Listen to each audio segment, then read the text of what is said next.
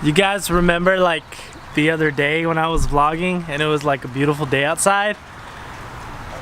It's not a beautiful day outside today. It's like raining and dark out, but a good day overall. Here's Johnny. I can't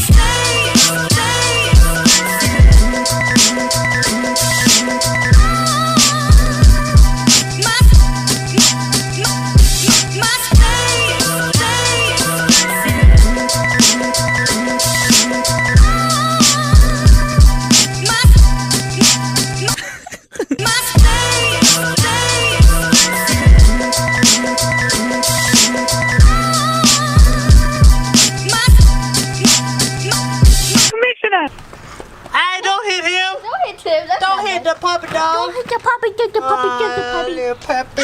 Ew. You hit the little puppy. You hit the little puppy. Alright, let me in. Let me in. It's raining out here. Come on. Where are you going? Where are you going?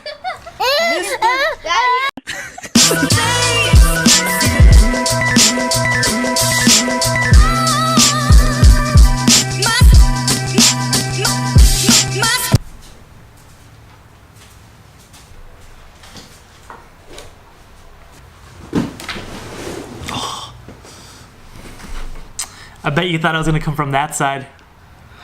I didn't. So one of the big things I wanted to talk about today, it's kind of nudging at me.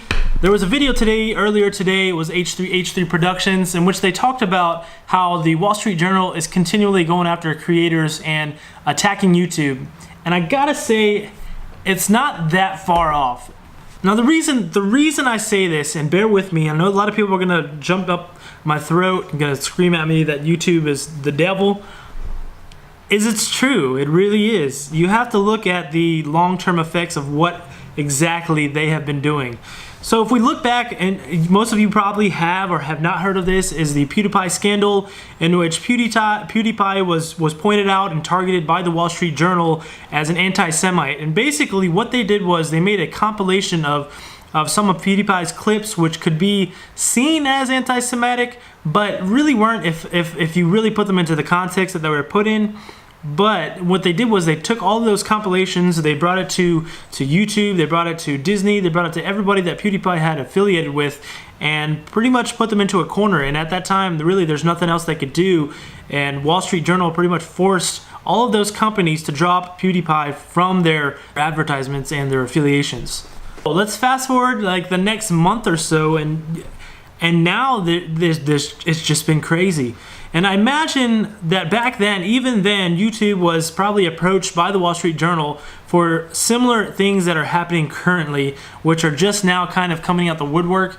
So if you hadn't heard, YouTube, a lot of the videos which were on YouTube and were monetized original content, some of the advertisers weren't too happy with the fact that YouTube was advertising some hate speeches or things that weren't exactly what the advertisers wanted to be advertised with. So what YouTube pretty much did was they backtracked and they demonetized a lot of the videos that they used their algorithm for, to see if maybe it wasn't really the content that they want to advertise with for those advertisers. By doing that, YouTube, they did all that stuff and they really demonetized a lot of content for a lot of creators, and they did not tell them exactly what is going on. And by doing that, a lot of the YouTubers were crazy mad about this, and there was a big uproar. There still is a big uproar, but we as the creators really did not know what was going on. And now we can kind of see the bigger picture here, where Wall Street Journal and other mainstream media is still attacking YouTube and still trying to stab that knife into YouTube and to take them out as the advertisers.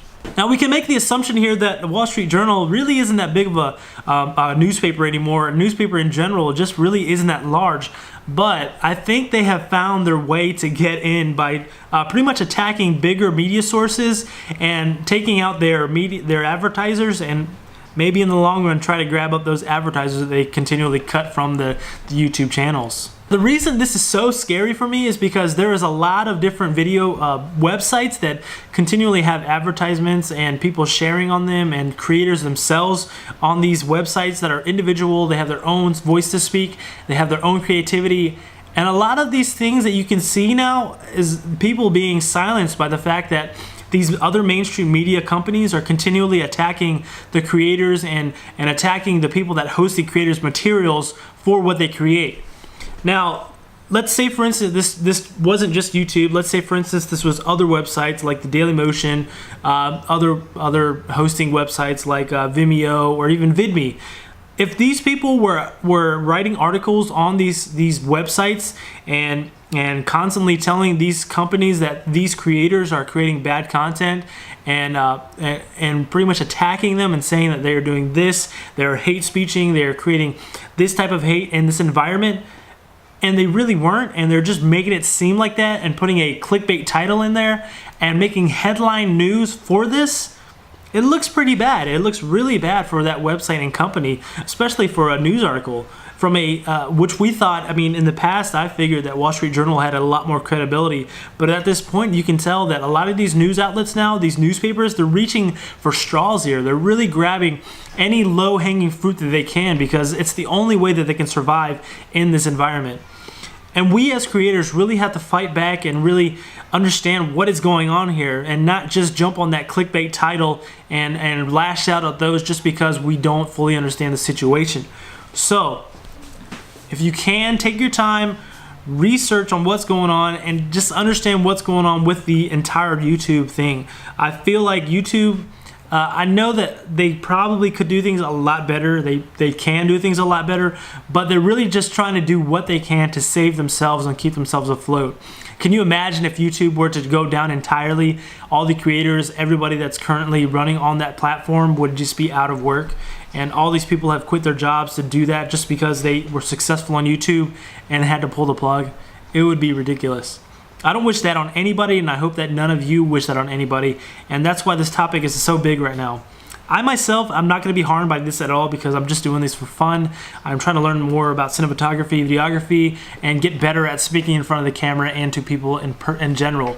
So this really isn't affecting me on any of the demonetization stuff, anything that's going on with YouTube, but I do think it's a topic that we need to bring up, and we as a creator community need to stand up and fight for our voices to be heard.